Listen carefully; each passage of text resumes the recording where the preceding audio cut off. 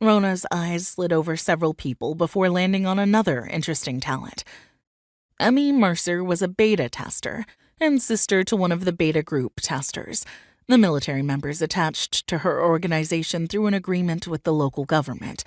While the girl's impressive time and space affinities were noteworthy, the more interesting factor was the fact that she was the first, and so far only, Earthborn to have naturally awakened. Others had been forcibly awakened, but those were given little attention beyond necessity. Most were influential leaders of one sort or another, and their usefulness would diminish rapidly once Earth's new nobles were assigned and took over. The fact that this girl had awoken after such a short exposure to mana was also remarkable. It was part of what prompted Rona to withhold Emmie's information from the old elf. While the Human Alliance representative felt confident the ancient elf wouldn't have done anything to violate the Accords, she knew he only truly cared about ascending. Everything else was peripheral.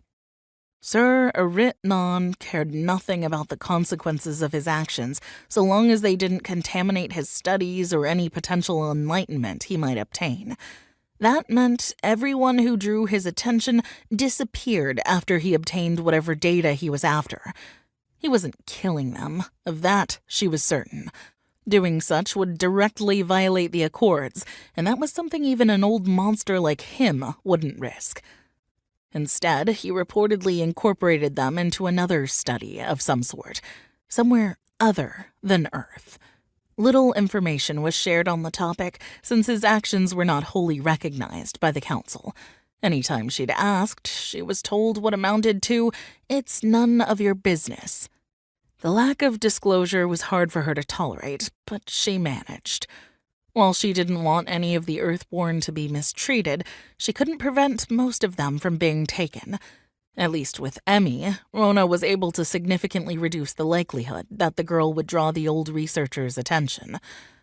Rona had a few more plans in place to further protect the young outlier, but those would have to wait until the girl got settled into her new home. Her eyes returned to the podium. She was relieved to see the principal speaking again. That meant the long ceremony was finally coming to an end. Thank the Ascenders. While a lot of her work could be done within the simulation, Rona had many responsibilities in the physical world as well.